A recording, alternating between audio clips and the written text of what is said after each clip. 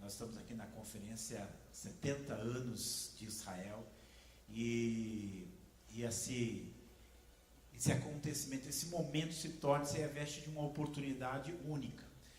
Toda a história de Israel, tudo aquilo que a gente pode falar de Israel se reveste de uma oportunidade única, mas nós vamos nos concentrar aqui em falar sobre um elemento de Israel que é o templo. Mas para chegar até lá, eu gostaria de falar algumas coisas que são importantes. Nós sempre temos que pensar que Deus tem um plano. Os acontecimentos do mundo, eles não são aleatórios. Há um Deus que dirige a história, há um Deus que conduz a humanidade a algum objetivo, a algum destino. E boa parte desse plano de Deus, desse propósito de Deus, da maneira como Deus age, vai passar por Israel. Então nós dizemos uma coisa muito importante, nós dizemos que Israel, ele é o relógio de Deus para o mundo. Porque olhando para Israel, nós temos uma ideia do quanto nós estamos avançando, onde nós estamos no calendário de Deus. Eu costumo até dizer mais que Israel não é simplesmente o relógio de Deus. Israel hoje é um verdadeiro despertador de Deus para as nações, para a igreja, para elas perceberem que alguma coisa está acontecendo. Israel é uma nação profética. Quando nós lemos a Bíblia, quando nós lemos as profecias que falam a respeito de Israel, e quando nós olhamos para a história dos judeus, às vezes é difícil você discernir o que é profecia e o que é história, porque muitas das coisas que Deus falou sobre Israel, hoje já se transformaram em história, e outras coisas que Deus disse e que ainda não aconteceram, nos nossos dias, ela vai se transformando em história. E aí eu quero chamar a atenção para um ponto. Hoje a gente fala muito sobre os sinais da volta de Jesus. Eu percebo assim que as pessoas cada vez mais, elas estão percebendo que o fim está próximo, que nós estamos chegando nos derradeiros dias. Até pessoas que às vezes não se preocupavam muito com isso, elas de repente olham o destino do mundo, para onde o mundo está indo, e elas percebem que alguma coisa está acontecendo. E quando nós lemos na Bíblia, nós temos vários sinais da volta de Jesus: a evangelização das nações, os falsos profetas, nós temos aí catástrofes na natureza. Tudo isso são sinais da volta de Jesus. Mas todas as gerações anteriores à nossa, elas tiveram também eventos que elas entenderam como sinais da volta de Jesus. Mas nós temos na nossa geração algo que nenhuma outra geração teve. Nós temos Israel. Este ano são 70 anos de Israel. E quando nós olhamos para essa série de acontecimentos, não há como nós negarmos. Israel está marcando o tempo de Deus. E depois de 70 anos, ele não é simplesmente um relógio, ele é um despertador alto, tocando e dizendo para o mundo que Jesus de fato está voltando. Então eu queria lembrar com você essa palavra aqui de Isaías 46, 9 a 10, onde Deus diz assim: lembre-se das coisas passadas, das coisas muito antigas. Eu sou Deus e não há nenhum outro. Eu sou Deus e não há nenhum como eu. Desde o início faço conhecido o fim, e desde os tempos remotos o que ainda virá. Digo, meu propósito permanecerá em pé, e farei tudo o que me agrada. O que eu disse, isso eu farei. O que planejei, isso farei. Então nós olhamos para Israel e nós vemos o plano de Deus ali se realizando, se concretizando, como um grito de Deus: olha o que está acontecendo. Então vamos pensar um pouquinho na questão do templo. Vamos pensar um pouquinho na questão do templo. Deus ele concedeu a Salomão edificar o templo. Davi quis edificar o templo e Deus não deixou Davi edificar o templo, porque disse que Davi havia derramado muito sangue. Mas Deus disse para Davi que o filho dele que viria depois dele edificaria o templo. E assim Davi disse para Davi: escolherei um dos seus filhos para sucedê-lo, um fruto do seu próprio corpo, e eu estabelecerei o reino dele. Será ele quem construirá um templo em honra ao meu nome. Então a gente entender que esse templo, ele não estava sendo erguido simplesmente pela vontade humana ou pelo propósito humano, mas havia um propósito divino nisso, naquela construção.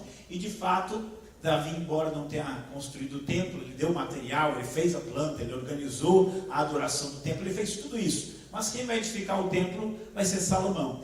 E eu acho muito bonito quando Salomão edifica o templo, Deus dá essa palavra aqui: porque agora escolhi e santifiquei esta casa, para que o meu nome esteja nela perpetuamente. Nela estarão fixos os meus olhos e o meu coração todos os dias.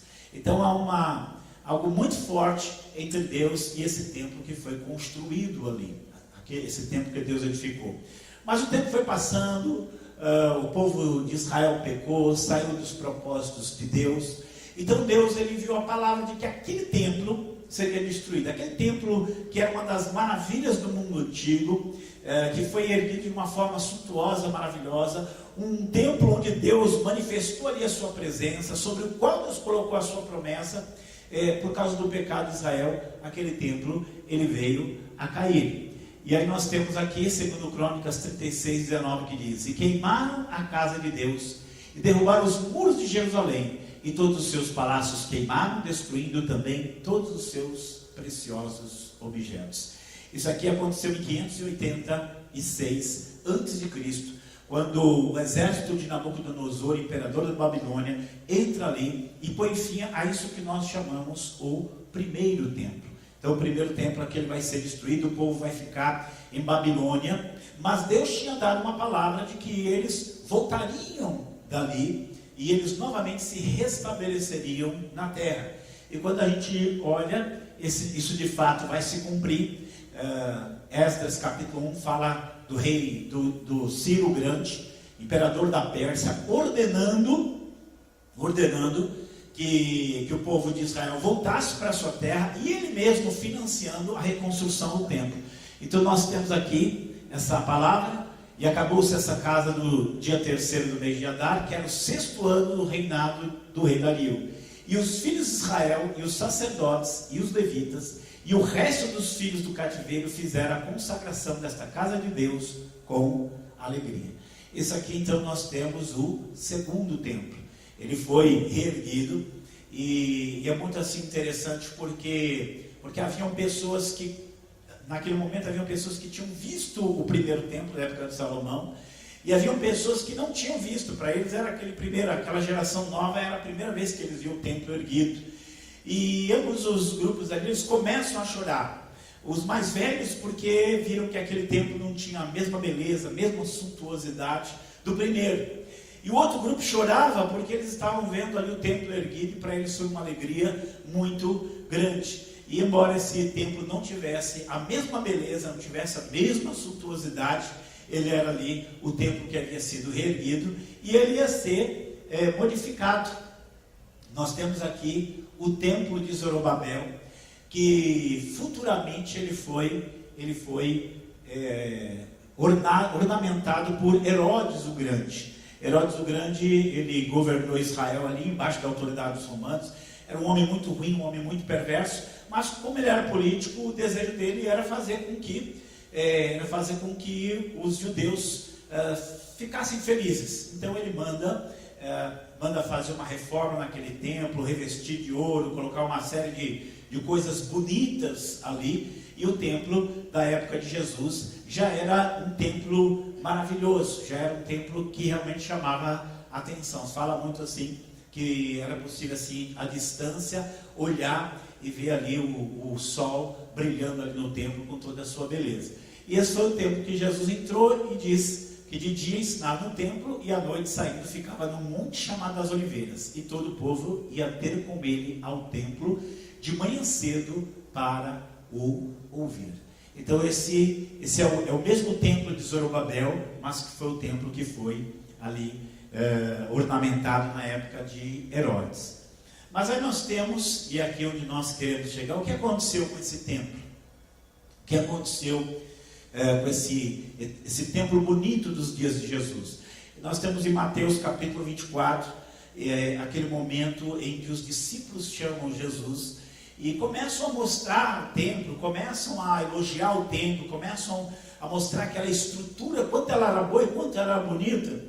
E aí Jesus diz assim para eles: em verdade eu vos digo, que não ficará pedra sobre pedra que não seja derrubado. Fico pensando, naquele momento houve uma tristeza muito grande no coração dos discípulos, e eles vão perguntar lá à parte, depois eles à parte perguntam: Senhor, que sinais haverá destas coisas? Que sinais haverá da tua volta e dos fins dos tempos? E então é quando Jesus ele começa a fazer toda uma descrição.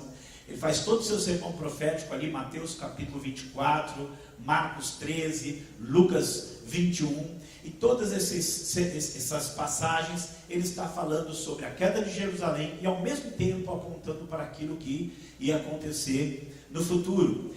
Mas o mais curioso de tudo isso é que Jesus ele diz para eles: quando virdes Jerusalém cercado de trincheiras, sabei que está perto o seu fim, porque vocês serão mortos e serão levados cativos para todas as nações, e Jerusalém será pisada pelos gentios até que o tempo deles se complete. Então isso foi o que Jesus falou. E 40 anos depois dessa palavra de Jesus, aproximadamente 40 anos, a Judéia se rebelou contra o Império Romano. Havia lá na Judéia os chamados Zelotes, e os Zelotes eles sempre ficavam querendo fazer rebelião, sempre ficavam querendo fazer revolução contra Roma, até que em algum momento eles decidem fazer essa revolução. No ano 66 depois de Cristo, eles vão fazer essa revolução, e é óbvio que eles não tinham a mínima condição de guerrear contra os romanos. O que aconteceu? Aconteceu que eles foram sendo derrotados em toda a Judéia, Galileia, e foram fugindo para Jerusalém. À medida que eles iam perdendo as batalhas contra os romanos, eles iam fugindo para Jerusalém. Aqueles eram dias de festa em Jerusalém, ou seja, já havia muitos peregrinos ali. Então Jerusalém era uma cidade que ela ficou lotada. E nisso foi quando os romanos marcharam contra Jerusalém e fizeram ali um cerco contra Jerusalém. E esse cerco foi um cerco longo, desde o ano 66 depois de Cristo até o ano 70. E como todo cerco, foi um cerco em que houve muita fome, houve muito sofrimento. Até porque bastava os judeus simplesmente se renderem e se entregar aos romanos, porque os romanos não queriam, de fato, não era interesse dos romanos aquele sofrimento. Mas os judeus, eles achavam que eles eram imbatíveis, que jamais ia acontecer qualquer coisa com eles ou com o templo. E o tempo foi passando, coisas terríveis aconteceram. Por exemplo, entre os soldados romanos, surgiu um boato de que quando o judeu fugia, porque eles tinham lá os túneis deles, fugiam, então eles acreditavam que quando os judeus fugiam, eles engoliam ouro para poder ter esse dinheiro de volta depois. Então o que começou a acontecer? Os soldados romanos começaram a capturar judeus que estavam fugindo e abria a barriga deles para ver se tinha ouro lá dentro. Ou muitas vezes os judeus tentavam fugir, eles capturavam esses judeus e iam crucificando esses judeus do lado de fora dos muros de Jerusalém para colocar medo, sobre os judeus, para que eles pudessem se render. Mas os judeus não se rendiam, e eles exterminaram, os romanos exterminaram com as florestas que tinham ao redor de Jerusalém, crucificando os judeus. Dentro da cidade era uma fome terrível. Dentro da cidade era uma fome tão terrível que eles chegavam a comer o cinto, comer o sapato, roer o cinto, roer o sapato, porque a fome era muito grande. O desespero da fome era muito grande. E talvez o momento alto de todo esse sofrimento é um cumprimento daquilo que está escrito lá em Deuteronômio capítulo 28. Quando você lê Deuteronômio 28, você fica impressionado com a precisão com que estava sendo ali descrito o cerco de Jerusalém. Estava sendo ali descrito o cerco de Jerusalém 1500 anos antes dessa queda. Moisés estava ali registrando. Você vai ver ali em Romanos, em Deuteronômio 28, onde diz que Deus ia trazer contra eles uma nação de longe, nação cuja língua eles não entenderiam, uma nação veloz como a da águia. E aí você pensa nos romanos falando latim, chegando ali fazendo cerco ao redor de Jerusalém, e você pensa que você lembra que nos estandartes, naqueles estandartes dos exércitos romanos, estava ali uma águia, a águia romana, desenhada ali como cumprimento do que está em Deuteronômio 28. Mas Deuteronômio 28 fala uma coisa mais terrível ainda. Deuteronômio 28, Moisés fala assim, que a mulher delicada, que de tão delicada nem colocar o pé no chão, que ela ia ficar tão aflita no cerco que viria sobre a cidade, que ela devoraria o seu próprio filho. Isso está escrito lá em Deuteronômio 28. E nesse cerco de Jerusalém, no ano 70, essa palavra literalmente se cumpriu. Os zelotes, eles andavam de casa em casa, procurando o que comer, e de repente eles sentem cheiro de carne assada numa casa de uma judia chamada Maria, que tinha ido lá em Jerusalém para a festa da Páscoa. E eles sentem aquele cheiro de carne assada, e quando eles entram, e eles obrigavam as pessoas que tivessem comida a dar comida para eles. E quando ela vai abrir o forno, ela tira do forno o recém-nascido que ela já tinha devorado uma parte. E aquilo foi uma coisa tão chocante para o próprio exército romano, que o general Tito, que liderava ali aquele cerco, ele jurou que aquela maldade ia ser vingada. Porque bastava os judeus se renderem e não era necessário toda aquela situação tão terrível e tão cruel. E por causa disso eles ficam furiosos, eles conseguem abrir uma brecha no muro, eles entram no muro, eles conseguem entrar em Jerusalém, abrem os portões, mas Tito sabia que o templo era uma coisa muito bonita. Então Tito, ele dá uma ordem: não toquem no templo, ninguém toca no templo, pode fazer qualquer coisa na cidade, saquear a cidade, mas não toque no templo. Só que em toda aquela, imagina assim, os soldados romanos longe de casa, com aquela fome, com aquele desespero, eles estão furiosos, e eles acabam jogando fogo lá para dentro do templo. Lá você tinha aquelas essências, aqueles óleos que eram inflamáveis. O que vai acontecer? O templo pega fogo no templo todo. O ouro, tinha muito revestimento de ouro, tinha ouro em vários lugares. O ouro derrete, fica incrustado no meio dos tijolos, e aí os soldados romanos, posteriormente, para poder fazer o saque, para poder pegar ali o saque da guerra, eles vão derrubando tijolo por tijolo para pegar aquele ouro, cumprindo o que Jesus disse: não ficará pedra sobre pedra que não seja derrubado.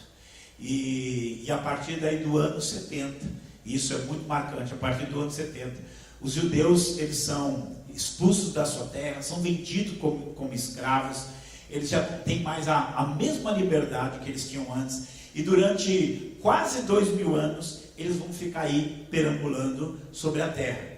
E aí eu acho muito interessante, porque ao longo do tempo, a igreja, ela foi relegando os judeus não vou nem dizer a um papel pequeno no reino de Deus. Não, a igreja, ela acabou desprezando completamente os judeus, e dentro da própria teologia surgiu a ideia de que Deus não tinha mais nada com os judeus. Agora, aí os judeus foram substituídos pela igreja, Deus não tem mais nenhum plano, Deus não tem mais nenhum propósito com eles. E assim eles viveram espalhados entre as nações, e muitas vezes perseguidos, odiados. Muitas vezes eles foram obrigados a se converter, realmente sofreram toda sorte de perseguição. Os judeus sofreram aí durante todo esse tempo que eles estiveram espalhados, e sofreram inclusive ódio da própria igreja. Só que acho que um exemplo marcante na história, todo mundo sabe que foi as cruzadas, e conta que as cruzadas não tinham nada a ver com os judeus, né? Os cristãos da Europa estavam indo lá para Jerusalém para lutar contra os muçulmanos, para pegar os lugares sagrados lá em Jerusalém de volta. E conta que a primeira cruzada que estava indo para Jerusalém, eles falam assim: mas nós estamos indo lá para Jerusalém para lutar contra os muçulmanos, e nós não vamos fazer nada contra esses judeus que mataram o nosso Deus. A gente tem que fazer alguma coisa com eles. E eles saíram realmente matando e saqueando as colônias judias que tinha ao longo do rio Reno. E quando eles conseguem chegar, porque os cruzados chegam em Jerusalém tinha uma sinagoga em Jerusalém, isso aqui é uma coisa muito dolorosa para se falar.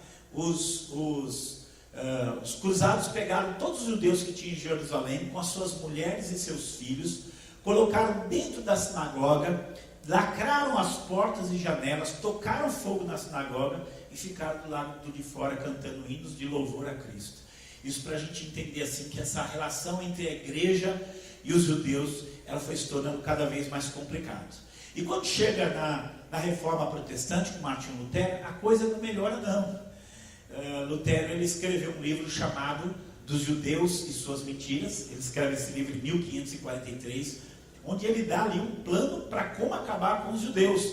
Era um livro tão terrível que o Hitler mandou imprimir e distribuir na época dele, para a gente ter uma ideia. Mas algo aconteceu, e isso também graças a Lutero. Lutero pôs a Bíblia na mão do povo. E aí então começa-se a ler a Bíblia. E cada vez mais que se lê a Bíblia, pessoas começam a entender pela palavra de Deus que Deus tinha um plano para os judeus, que eles iam voltar para a sua terra. E já no final do século XVI, começo do XVII, vão surgir pessoas que leram a Bíblia e começam a dizer: olha, Deus vai levar os judeus de volta para a sua terra, eles vão voltar para a sua terra. E ao mesmo tempo você tinha também pessoas que diziam: não, Deus não tem mais nada com os judeus não, Deus não tem mais nenhum plano com eles não. Então você tem dentro da corrente da igreja, do pensamento cristão, você tem uma corrente que diz: Deus não tem mais nenhum plano com os judeus, Deus não tem mais nada para eles, Deus não tem mais nenhum propósito com eles. E do outro lado você tem uma outra corrente que diz assim: não, eles são o relógio de Deus, Deus tem sim um propósito, Deus tem sim um plano para eles. E essa corrente desde o século XVI, XVII, que ela vem caminhando aí, e muitos diziam: os judeus vão voltar para a sua terra, Deus vai colocar eles lá de volta e eles serão um próspero reino. Essa era a palavra de muitos. E quando chega no século XIX, realmente uma parte dos judeus, eles começam a sentir esse forte desejo de retornar para aquela terra. A terra que é chamada de Palestina ficou ali sem, como se fosse uma terra largada, uma terra jogada. Esses primeiros moradores que chegam lá, você vai para Israel, você vê cidades bonitas, você vê museus, você vê gente, você vê riqueza, você vê abundância. Mas os primeiros moradores, quando chegaram lá, só tinha pântano. Muitos deles morreram ali, muitos deles não sobreviveram lá porque o lugar era mesmo inóspito, o lugar era realmente terrível. Mas eles amavam aquela terra, eles estavam sendo movidos para voltar para ali. E aí eu quero ler aqui uma palavra que é dentre aquelas que falam dessa restauração de Israel, uma das mais belas, Amós 9:14, que diz assim: trarei de volta Israel, o meu povo exilado. Eles reconstruirão as cidades em ruínas e nelas viverão. Plantarão vinhas e beberão do seu vinho. Cultivarão pomares e comerão do seu fruto. Plantarei Israel em sua própria terra, para nunca mais ser desarraigado da terra que lhes dei, diz o Senhor, o seu Deus. Então a promessa de Deus aqui era completa: eu vou levar eles de volta para a sua terra. Eles vão edificar as cidades, eles vão plantar vinhas, vão plantar pomares, e serão plantados na sua terra e jamais serão arrancados delas outra vez. Essa foi a promessa, essa foi a palavra que Deus deu. E quando nós vamos olhar para o templo, nós vamos ver que isso se cumpre. Nós temos ali seis pontos em que nós vemos Deus cumprindo a sua palavra sobre Israel. Primeiro, o fim do exílio. Século XIX, eles começam a voltar ali, o exílio acaba, eles começam a voltar. Depois nós temos O segundo ponto, Isaías 66, versículo 8 diz: quem já viu tal coisa? Quem viu coisa semelhante? Nasceria um povo em um único dia? Nasceria uma nação de uma só vez? Mas Sião mal esteve com dores de parto e já deu à luz a seus filhos. No dia 14 de maio de 1948, Israel voltava a ser uma nação outra vez. Voltava a ser um país, voltava a ser um estado novamente. Sobre a vinda do Messias que precisava se cumprir em Israel. Da mesma forma, quando você lê a Bíblia, você vê que há profecias que só podem se cumprir se Israel fosse uma nação outra vez. Zacarias 14 fala das nações se reunindo contra Israel e Jesus descendo e pondo seus pés sobre o Monte das Oliveiras. Isso só pode se cumprir se Israel estiver lá. E nós vimos que o templo que foi construído por Salomão, destruído por Nabucodonosor, reconstruído por Zorobabel, depois o Herodes o Grande o embeleza, e depois ele é destruído pelos romanos. E aí nós pensamos, aqui um roteirinho rápido, os judeus foram espalhados, e só se tornaram uma nação novamente em 1948, houve tentativas de reconstruir o templo? Houve uma tentativa no século II, quando um homem chamado Bar Kokhba, ele se intitulou Messias, e ele tentou reconstruir, não só reconstruir o templo, mas lutou contra os romanos. E foi também, naquela ocasião, os judeus massacrados, proibidos de entrar em Jerusalém. Um templo foi construído, o templo a Júpiter foi construído no lugar do templo lá de Herodes, e eles não puderam mais voltar para lá. Depois do século IV, o imperador romano, chamado Juliano o Apóstata, ele queria atingir os cristãos de qualquer modo, ele tinha uma raiva dos cristãos, queria acabar com o cristianismo. Então ele vai incentivar os judeus a reconstruir o templo deles. Só que quando os judeus estão reconstruindo o templo, eles não sabem direito o que aconteceu, alguma coisa explodiu, houve um terremoto, tudo que eles tinham começado a fazer caiu, e eles ficaram com medo e nunca mais tentaram novamente reconstruir o templo. Na Guerra dos 6 Dias, em 1967, quando eles reconquistam o lado oriental de Jerusalém, o general Moshe Dayan reconquista Jerusalém Oriental, reconquista também o Monte do Templo. E muita gente achou que ele, por essa ocasião, ia tirar o poder dos árabes, que controlavam lá, onde está a mesquita de Omar, a outra mesquita, Al-Aqsa, e eles achavam que ele ia tirar os muçulmanos lá, mas ele não fez isso. A única coisa que ele fez, a maior parte ele entregou para os muçulmanos, e ele deixou livre lá para os judeus o chamado Muro das Lamentações. O Muro das Lamentações é o que sobrou do antigo monte do templo ali, e esse pedaço de muro, que para os judeus tem uma importância muito grande, que é como se fosse uma conexão histórica deles com aquele período lá do passado. Mas dentro do coração dos judeus, o desejo de reedificar o templo continua. E quando a gente olha para a Bíblia, pelo menos 2 passagens elas vão se relacionar com o templo de Jerusalém. A primeira passagem que nós vamos ver é essa aqui, de Daniel, capítulo 9, do versículo 24 ao 27. É uma profecia muito importante, que a gente chama profecia das 70 semanas, mas são os últimos versículos que vão chamar a nossa atenção. Aqui na NVI diz assim: com muitos ele fará uma aliança que durará uma semana. Então, dentro daquele quadro profético, o anticristo vai fazer uma aliança com os judeus que vai demorar uma semana de anos, 7 anos. E diz assim que no meio da semana, ele dará fim ao sacrifício e à oferta. E numa ala do templo será colocado sacrilégio terrível, até que chegue sobre ele o fim que lhe está decretado. Então, essa aqui fala do anticristo fazendo uma aliança com os judeus. E fala que no meio da semana, ou seja, depois de 3 anos e meio, ele vai fazer cessar o sacrifício e a oferta. Só que esse sacrifício e oferta que ele fará cessar é aquilo que é o serviço do templo, é o serviço contínuo do templo. Então, para que essa profecia se cumpra, se torne real, isso só pode acontecer se o templo for novamente edificado. Então, não há como isso acontecer se o templo não estiver sendo edificado. Ele, o príncipe do povo que destruiu a cidade, mencionado no versículo 26, fará uma aliança com muitos judeus por 7 anos. E depois, 3 anos e meio, ele vai fazer cessar o sacrifício e a oferta. E numa ala do templo, então nós vemos aqui a referência do templo como existente. E aí nessa ala do templo ele vai colocar uma terrível abominação.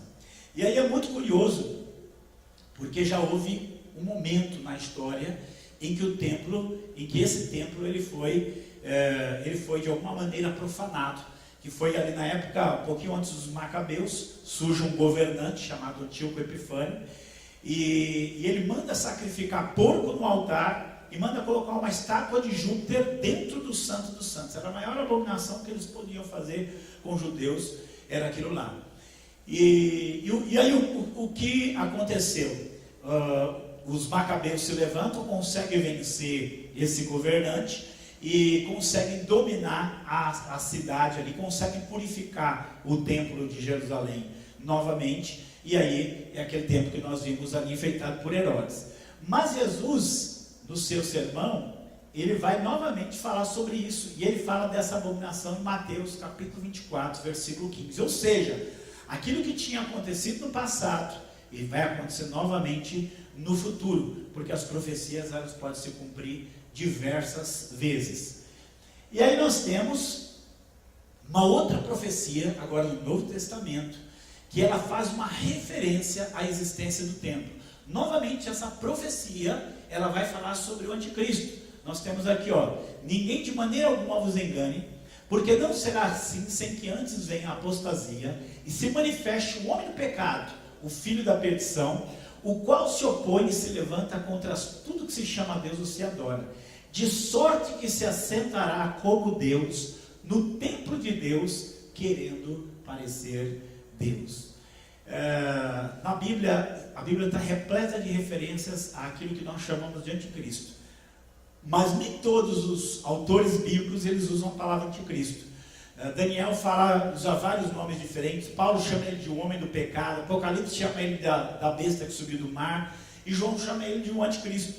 E entre as coisas que ele vai fazer, ele vai se assentar no templo de Deus, querendo parecer Deus. Quando Paulo escreveu aos Tessalonicenses, essa só podia ser uma referência, a referência ao templo ali em Jerusalém. Para que isso possa acontecer, para que isso possa se tornar realidade, o templo tem que estar em pé.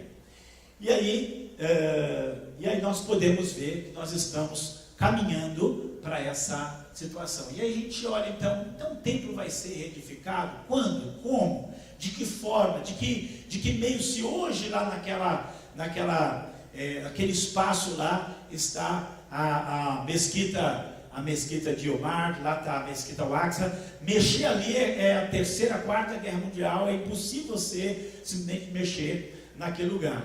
Mas, apesar de não saber como, apesar de não ter ideia como vai ser resolvido esse problema, os judeus já estão se preparando para a reconstrução do templo. Isso aqui vai chamar a nossa atenção. Os judeus sempre fizeram isso. Herodes ele criou uma bandeira e um hino nacional quando não existia um Estado. O primeiro presidente de Israel, que era o Chaim Weizmann, ele antes que houvesse sequer uma possibilidade de Israel ser uma nação outra vez, ele fundou uma universidade lá. E agora os judeus, eles criaram o Instituto do Templo, que tem a finalidade de deixar tudo pronto. Então esse Instituto do Templo é um museu, é um instituto de investigação, é um centro educacional dedicado aos dois templos em Jerusalém e ao futuro terceiro templo. Então, eles já estão ali preparando tudo, de acordo com toda a tradição judaica. Criaram esse instituto em 1987 e está ali localizado na Cidade Velha. É um lugar já prontinho. Você tem ali uma maquete do templo, você tem ali o projeto do templo, você tem ali os objetos do templo, você tem ali os sacerdotes sendo preparados, você tem ali até a novilha vermelha que tem que ser usada para a consagração do templo, você já tem tudo ali sendo preparado. Aí você tem a maquete, aqui é um menorá que tem lá na praça, que está exposto lá. Você tem aqui os sacerdotes sendo preparados. Você tem aqui a novilha vermelha. E aí vai ficar a seguinte pergunta: mas como que vai ser? Não pode mexer lá. Você não pode tirar as mesquitas que estão lá. Você não pode mexer naquele lugar. Eu não sei como vai ser. Nós não sabemos quando vai ser, ou quando vai ser. Já ouvi casos de tentativas de se colocar, lançar pedra angular lá no terreno do templo. Isso quase provocou uma guerra. Então é o lugar mais sensível de toda a terra. Israel, ele já é o país mais sensível do mundo. Jerusalém é a cidade mais sensível do mundo. E o terreno do templo é o lugar mais sensível do mundo. Como vai acontecer, nós não sabemos. Mas nós sabemos que assim como todas as outras palavras que a Bíblia mostrou, todas as outras profecias que a Bíblia mostrou, já são realidade hoje, essa também, em algum momento, se tornará realidade. Então, se Israel é o relógio de Deus, nós podemos dizer que o templo é o ponteiro do segundo. Está ali apontando o momento em que aquilo que a Bíblia descreve como os tempos finais estarão chegando ali na sua completa concretização. E aí, diante disso, nós temos que ouvir uma das advertências que Jesus fez, que está aqui em Mateus capítulo 16, versículo 2 e 3. Jesus fala assim: quando é chegada a tarde, dizeis, haverá bom tempo, porque o céu está rubro, e pela manhã, hoje haverá tempestade, porque o céu está de um vermelho sombrio. Hipócritas, sabeis diferenciar a face do céu, e não conheceis os sinais dos tempos? Então nós estamos em um momento delicado da história mundial. Nós estamos em um momento em que cada vez mais as coisas vão se estreitando. Nós estamos em um momento em que tudo mais já se cumpriu. Só falta nós vermos o templo ser reedificado. E por isso nós temos que estar com o nosso olhar ali para Israel. Há muitas razões para nós dirigirmos o nosso olhar para Israel. E dirigir o nosso olhar para Jerusalém. E dirigir o nosso olhar lá em Jerusalém para a área do templo, para o monte do templo.